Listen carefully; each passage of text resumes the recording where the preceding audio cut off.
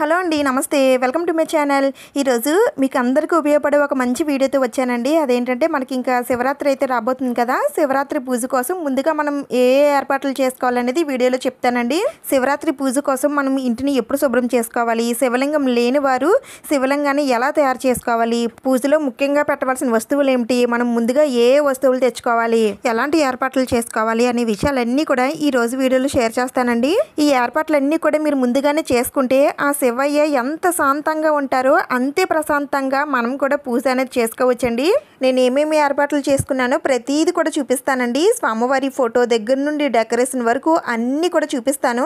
వీడియోని మొత్తం చూడటానికి అయితే ట్రై చేయండి. కొంచెం ఫాస్ట్గానే చెప్పడానికి ప్రయత్నిస్తాను. ఈ వీడియో మరికొందరికి రికమెండ్ అవ్వాలంటే ప్లీజ్ లైక్ అయితే చేయండి. మీ వల్ల వాళ్ళు కూడా ఏమేమి ఏర్పాట్లు చేసుకోవాలనేది తెలుసుకుంటారు. ఇంకేమాత్రం లేట్ చేయకుండా వీడియోని అయితే స్టార్ట్ చేసేద్దాం. ముందుగా అయితే నేను ఇక్కడ ఇలా చందనం, కుంకుమ, అలాగే స్వామివారికి ఎంత ఇష్టమైన విభూది తీసుకున్నానండి. అంటే స్వామివారి పటానికి అలాగే స్వామివారి విగ్రహాలకి అన్నిటికీ కూడా బొట్లు పెట్టుకోవడం కోసమని నేను ఈ విధంగా అన్నీ కూడా గంగాజలం వేసి నేనైతే కలుపుకున్నాను. మంచినీటితో కూడా కలుపుకోవచ్చండి. వీటిలో నేను కొద్దిగా నా దగ్గర గంధం లిక్విడ్ ఉంటే అది వేసానండి. ఏవైనా మంచి సువాసన వచ్చే లిక్విడ్స్ కానీ లేదంటే జవ్వాది పౌడర్ కానీ వేసి కలుపుకుంటే మంచి సువాసన వస్తుంది. ఆ తర్వాత స్వామి అమ్మవార్లకి ఈ విధంగా చక్కగా మీకు వచ్చినట్టుగా బొట్లు అయితే పెట్టేసుకోండి. ఈ విధంగా శివ కుటుంబం ఫోటో అయినా సరే తీసుకోవచ్చండి, లేదంటే శివ పార్వతులు కలిసి ఉన్న ఫోటో అయినా సరే తీసుకోవచ్చు.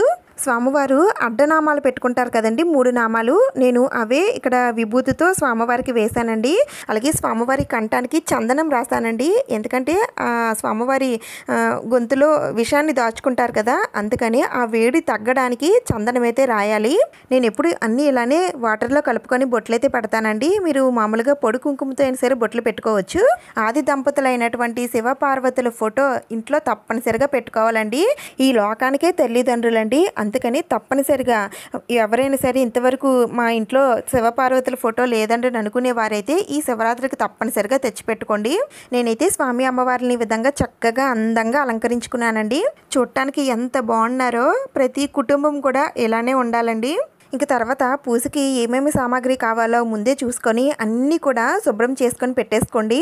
స్వామివారి విగ్రహాలైనా, దీపపు కుందులైనా, ప్లేట్లైనా, లేదంటే అభిషేక పాత్రలైనా ఏవైనా సరే ముందుగానే క్లీన్ చేసుకొని పెట్టేసుకోండి. ఇవన్నీ కూడా నేను పీతాంబరి పౌడర్ తోటే నేను క్లీన్ చేస్తానండి. ఆల్రెడీ నేను ఇంతకు ముందు చూపించాను. తక్కువ పౌడర్తో ఎక్కువ సామాన్లు ఎలా క్లీన్ చేసుకోవాలనేది చెప్పానండి. మన ఛానల్ ఫాలో అయిన వారికి అన్ని విషయాలు తెలుస్తాయి. అందుకని తప్పకుండా మీరు కూడా ఇంకా సబ్స్క్రైబ్ చేసుకోకపోతే ఇప్పుడే సబ్స్క్రైబ్ అయితే చేసేయండి. మంచి మంచి వీడియోస్ అయితే మీకు అందిస్తాను. క్లీన్ చేసుకున్న తర్వాత ఈ విధంగా అన్ని సామాగ్రి కూడా ఒక క్లాత్తో తుడిచేయాలండి. లేదంటే ఆ వాటర్ అలా ఉండిపోయి మచ్చల్లాగా వచ్చేస్తాయి, మనం క్లీన్ చేసినట్టుగానే ఉండవు. అందుకని వెంటనే ఒక క్లాత్తో అయితే తుడిచేసుకోవాలి. తర్వాత తుడిచేసుకున్న తర్వాత కొద్దిసేపు ఫ్యాన్ దగ్గర కానీ లేదంటే బయట ఎండలో కానీ ఆరబెట్టేసుకుంటే ఫుల్గా ఆరిపోతాయండి. తర్వాత వీటన్నింటికి కూడా చందనం కుంకుమతో బొట్లు అయితే పెట్టుకోవాలండి. బొట్లు పెట్టేసరికి ఈ సామాన్లకి కూడా కలొచ్చినట్టుగా ఉంటుందండి. ఒక్కసారి పెట్టి చూడండి, మీకే తెలుస్తుంది. అంతవరకు వెలుతుగా ఉన్న సామాగ్రి బొట్లు పెట్టేసరికి కలగా అనిపిస్తాయి. మనకి 2025 సంవత్సరంలో శివరాత్రి ఫిబ్రవరి 26వ తేదీన బుధవారం వస్తుందండి. ముందు రోజు మనకి మంగళవారం వస్తుంది. మంగళవారం మనం ఎలాంటి క్లీనింగ్ లాంటివి ఏమి కూడా చేయమండి. అంటే బూజులు తులపడం, అలాగే పూజా మందిరంలో ఉన్న వస్తువులన్నీ కూడా తీసి మళ్ళా క్లీన్ చేసి పెట్టడం లాంటివి ఏమి కూడా చేయము. మీరు అంతగా ఇల్లు అంతా కూడా క్లీన్ చేసుకోవాలి, డీప్ క్లీన్ చేసుకోవాలి అనుకునేవారైతే శనివారం 22వ తేదీన చేసుకోవచ్చండి. 23వ తేదీన ఆదివారం చేసుకోవచ్చు. 24వ తేదీన సోమవారం కూడా చేసుకోవచ్చు. మాకు ఈ డేట్స్లో కుదరలేదండి, పీరియడ్ టైంలో ఉన్నామని అనుకుంటే 26వ తేదీన బుధవారం కూడా మీరు ఉదయాన్నే క్లీనింగ్ అంతా కూడా చేసుకొని మీరు పూజనైతే చేసుకోవచ్చండి. అయితే ఈ శివరాత్రికి కొంతమంది ఇల్లంతా కూడా డీప్ క్లీన్ చేసుకొని ఈ శివరాత్రి పూజనైతే చేసుకుంటారండి. కొంతమంది అయితే ఆల్రెడీ మనం ఈ మాఘమాసంలో రోజు దీపారాధన, మాఘ ఆదివారాలు పూజలు అన్నీ కూడా చేస్తూ ఉంటాం కాబట్టి కొంతమంది అయితే చెయ్యరు. రోజు మేము మాప్ పెట్టుకుంటున్నామండి, దీపారాధన చేసుకుంటున్నామని అనుకునేవారైతే మామూలుగా మీరు ఎప్పుడు ఎలా అయితే క్లీన్ చేసుకుంటారో అలా క్లీన్ చేసుకుంటే సరిపోతుందండి. మేము ఈ మధ్యన అసలు ఏమి కూడా చేయట్లేదండి, దీపారాధన కూడా చేయట్లేదు, అసలు క్లీనే చేయట్లేదు అనుకునేవారైతే మొత్తం డీప్ క్లీన్ చేసుకున్నాకే మీరు పూజనైతే చేసుకోవాల్సి ఉంటుంది. కొంతమంది సంక్రాంతికి పెద్దలకి బట్టలు పెట్టుకోలేని వారు ఈ శివరాత్రికి బట్టలు పెడతారండి. అలాంటి వారైతే తప్పనిసరిగా ఇల్లు అంతా కూడా డీప్ క్లీన్ చేసుకున్న తర్వాతే పెద్దలకు బట్టలు అయితే పెట్టాలి. మనకి ఏ పండుగ వచ్చినా సరే పూజా మందిరాన్ని అందంగా అలంకరించుకుంటామండి. అలాగే తులసి కోట దగ్గర కూడా అందంగా ముగ్గులవి వేసుకొని తులసి కోటను కూడా అందంగా అలంకరించుకుంటాము.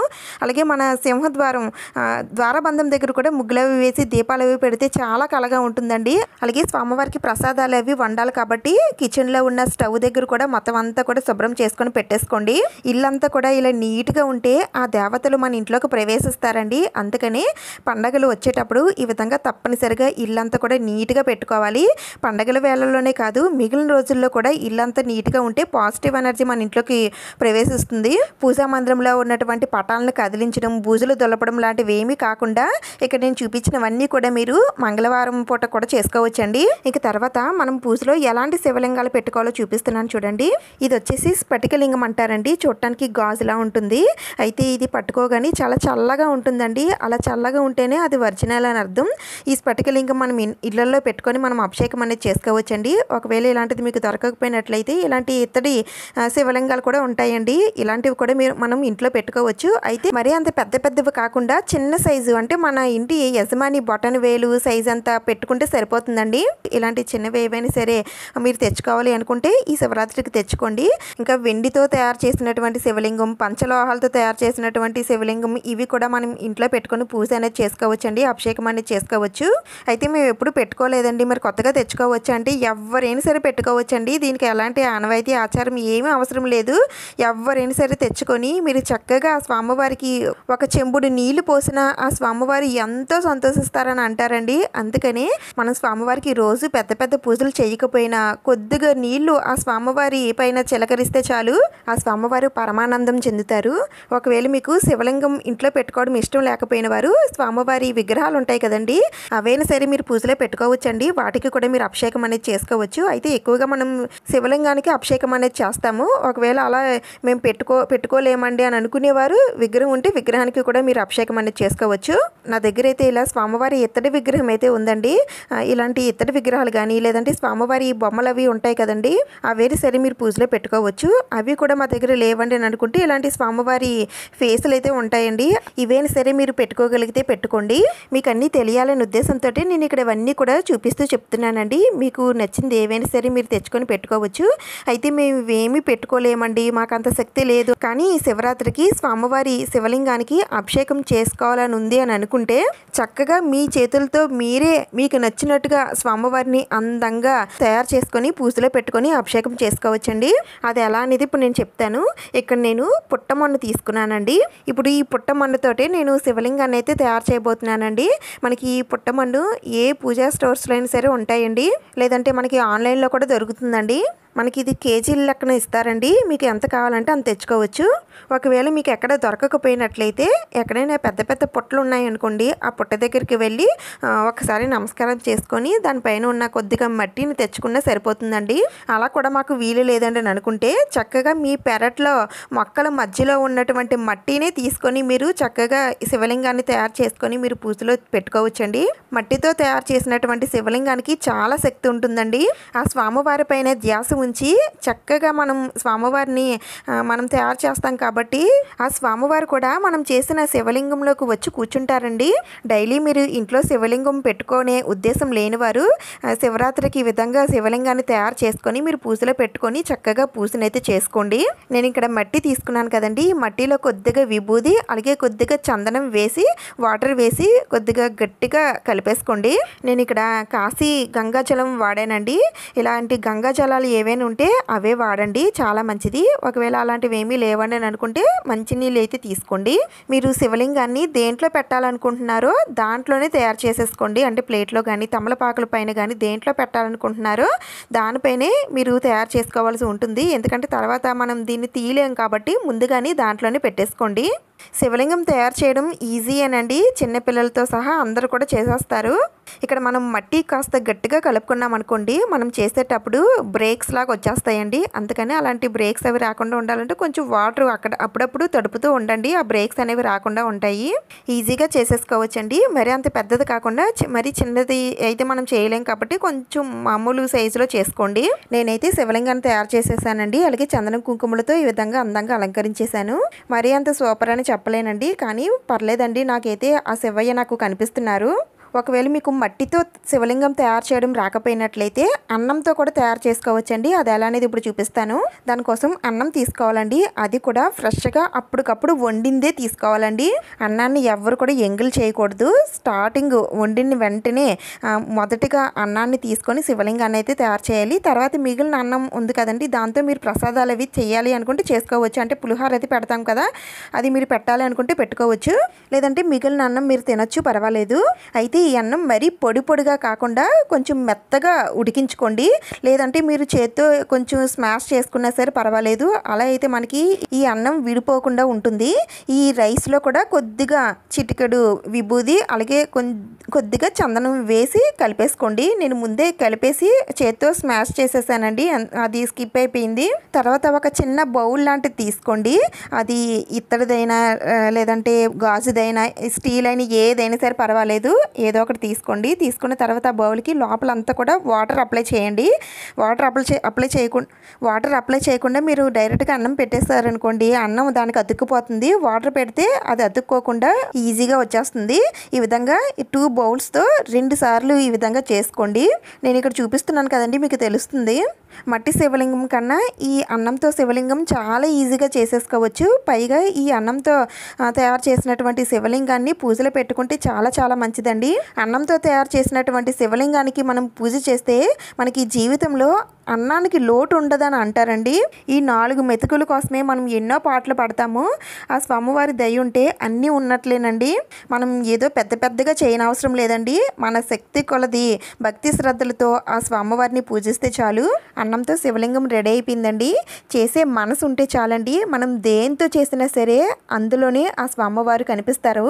ఇంకా పసుపుతో కూడా శివలింగాన్ని తయారు చేయొచ్చండి. అది ఎలా తయారు చేయాలనేది నేను ఇంతకుముందే వీడియో అయితే పెట్టాను. దానిలో శివలింగం ఒకటే కాదండి, వెనకాతల పాము అలాగే స్వామివారికి వేసే రుద్రాక్ష మాల అలాగే త్రిశూలం ఇవన్నీ కూడా నేను తయారు చేసి పెట్టానండి. ఒకవేళ ఎవరికైనా ఇంట్రెస్ట్ ఉంది అని అనుకుంటే డిస్క్రిప్షన్లో లింక్ ఉంటుంది, అది కూడా చూడండి. అయితే ఇలా తయారు చేసినటువంటి ఈ శివలింగాలకి అభిషేకం ఎలా చేయాలి, పూజ అయిన తర్వాత ఈ శివలింగాలని ఏం చేయాలి అనేవన్నీ కూడా నేను నెక్స్ట్ పూజ వీడియో రాబోతుందండి. దాంట్లో అన్నీ కూడా వివరంగా చెప్పాను, స్కిప్ చేయకుండా ఆ వీడియో కూడా చూడండి.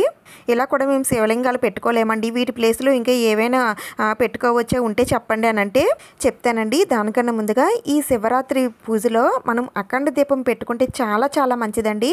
అఖండ దీపానికి ఇలాంటి మట్టి ప్రమిద పెద్ద సైజులో ఉన్నటువంటి తెచ్చుకోండి. ఒకవేళ అఖండ దీపం పెట్టాలనుకునే వారు తెచ్చుకోండి, కొత్తదే వాడాలండి. ఇంట్లో ఉన్నవి వాడకూడదు, కొత్తదే తెచ్చుకోవాలి. తెచ్చుకున్న తర్వాత 1 గంట సేపు వాటర్లో పెట్టేసి వదిలేయండి. అలా అయితే అది ఎక్కువ ఆయిల్ పీల్చకుండా ఉంటుంది. అలాగే ఒక అఖండ ఒత్తు కూడా ఉండాలండి. అయితే అఖండ దీపం ఎలా పెట్టాలనేది కూడా నేను నెక్స్ట్ పూజ వీడియోలో చెప్తాను. ఇంకా శివలింగం పెట్టుకోలేని వారు ఇలాంటి ఒక విభూది ఒకటి తెచ్చుకోండి. దీన్నే మీరు స్వామివారిగా భావించి పూజలో పెట్టుకోవచ్చండి. ఆ స్వామివారికి ఎంత ఇష్టమైన విభూది కదండి, ఆ విభూదిలో కూడా ఆ స్వామివారు ఉంటారు. అందుకని మీరు ఈ విభూదినైనా సరే మీరు పూజలో పెట్టుకొని పూజనైతే చేసుకోవచ్చు. ఇంక తర్వాత స్వామివారికి రుద్రాక్షలు అంటే చాలా ఇష్టం అండి. ఆ స్వామివారి నుండే ఈ రుద్రాక్షలు అయితే పుట్టాయి. అందుకని ఈ రుద్రాక్ష మాలలు స్వామివారికి వేస్తే చాలా చాలా మంచిదండి. ఇలాంటి రుద్రాక్ష మాలలు ఏవైనా ఉంటే పెట్టుకోండి. లేదంటే విడిగా రుద్రాక్షలు మనకి దొరుకుతాయండి. మీరు అవైనా సరే తెచ్చుకొని స్వామివారికి మీరు పూజ చేసేటప్పుడు ఒక్కొక్కటి సమర్పిస్తూ అయినా సరే పూజ చేసుకోవచ్చండి. ఒకవేళ మీ దగ్గర శివలింగం లేకపోయినట్లయితే ఈ రుద్రాక్షని పూజలో పెట్టుకొని ఆ రుద్రాక్షలోని స్వామివారు ఉన్నట్టుగా భావించి మీరు పూజనైతే చేసుకోవచ్చు.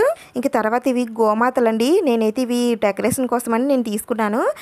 మీరు పూజలో పెట్టుకోవాలి అనుకుంటే ఆవు దూడ విగ్రహాలు అవి ఉంటాయి కదండి, అవి అయితే మీరు పూజలో పెట్టుకోవచ్చు. ఇంక తర్వాత ఇది డమరుకం అండి. స్వామివారి పూజలో డమరకం వాయిస్తే ఆ స్వామివారు ఎంతో సంతోషిస్తారు.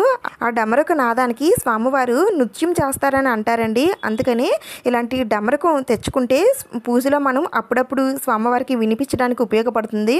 ఇక తర్వాత స్వామివారి పూజలో తప్పనిసరిగా విభూది అయితే ఉండాలండి. ఇలాంటి విభూది ప్యాకెట్ కానీ లేదంటే విభూది పేస్ట్ కానీ తప్పనిసరిగా తెచ్చుకోండి. స్వామివారి రూపంగా భావించి ఈ మారేడుకాయని కూడా మనం పూజలో పెట్టుకొని పూజనైతే చేసుకోవచ్చండి. ఎవరికైనా మారేడుకాయ దొరికినట్లయితే అది మహాప్రసాదంగా స్వీకరించి తెచ్చుకొని పూజా మందిరంలో పెట్టుకొని పూజనైతే చేసుకోండి. అయితే నాకు ఇది దొరకలేదండి. ఒకవేళ ఎప్పుడైనా దొరికినట్లయితే తప్పనిసరిగా నేను వీడియో చేసి పెడతాను. మారేడుకాయ కాదండి, మారేడు ఆకులతో ఆ స్వామివారిని పూజిస్తే గనక ఎంతో పుణ్యం అండి. ఐశ్వర్యం, పుణ్యం అన్నీ లభిస్తాయి. ఆ స్వామివారికి ఇష్టమైన వాటిల్లో ఈ మారేడు దళం ఒకటి. 3 ఆకులు కలిపి ఒక దళంగా ఉంటుందండి.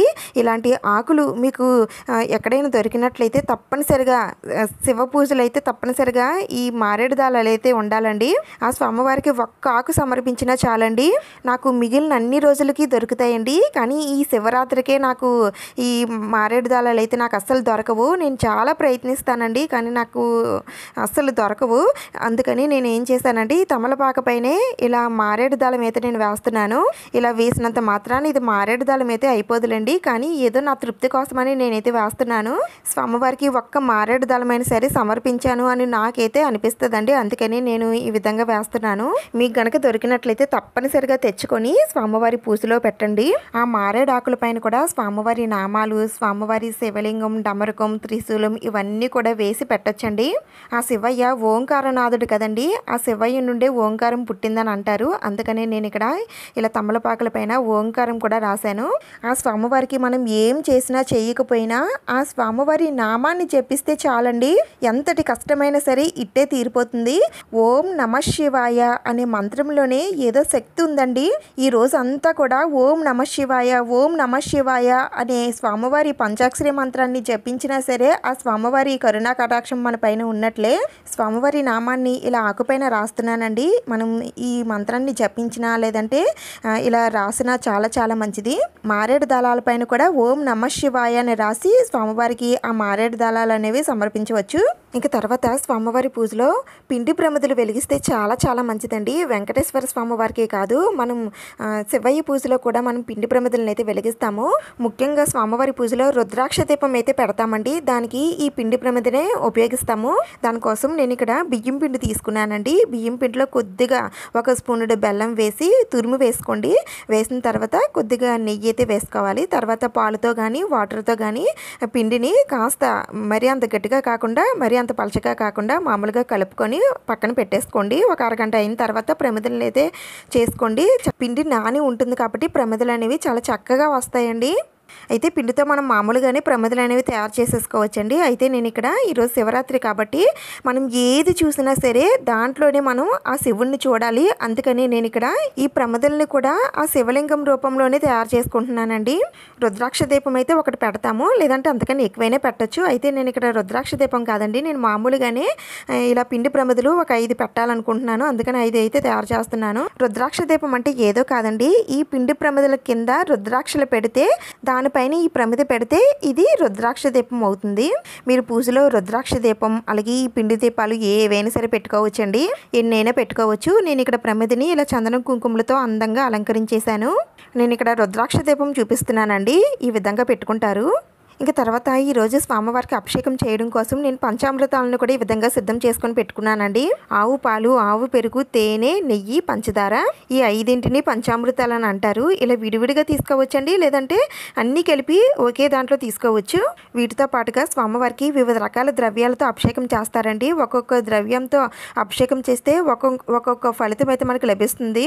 అవి ఏ ద్రవ్యాలు అనేవి నేను ఇంతకుముందు వీడియో చేసి పెట్టానండి, ఇంట్రెస్ట్ ఉన్న వాళ్ళు చూడండి. శివయ్యకి శ్వేత అక్షింతలతో పూజ చేస్తే చాలా చాలా మంచిదండి. ఇప్పుడు ఈ శ్వేత అక్షింతలు ఎలా తయారు చేయాలో చూపిస్తున్నాను. ముందుగా బియ్యం తీసుకోవాలండి. వైట్ రైస్ ఉంటుంది కదా, వైట్ రైస్ ఎక్కువ కాకుండా మనకి పూజకి ఎన్ని ఉపయోగపడతాయో అన్నీ తీసుకోండి. ఇప్పుడు ఈ బియ్యంలో కొద్దిగా విభూది వేసుకోవాలండి. విభూది వేసుకున్న తర్వాత ఆవు నేతితో కానీ లేదంటే దీపారాధన చేసే ఆయిల్తో కానీ ఈ అక్షింతలను కలుపుకోవాలి. మరి ఎక్కువ ఆయిల్ అయితే వేసుకోకండి, ఒక 1 డ్రాప్ 2 డ్రాప్స్ వేస్తే సరిపోతుంది. అక్షింతలని కలిపేటప్పుడు మరీ గట్టిగా ప్రెస్ చేసి కలపకుండా శుతి మెత్తగా కలపండి. బియ్యం విరగకూడదు. అలా విరిగి ఉన్నటువంటి బియ్యం అయితే మనకి అక్షింతలకి పనికిరావు. ఇవేనండి శ్వేత అక్షింతలు, వీటితోనే స్వామివారిని పూజించాలి.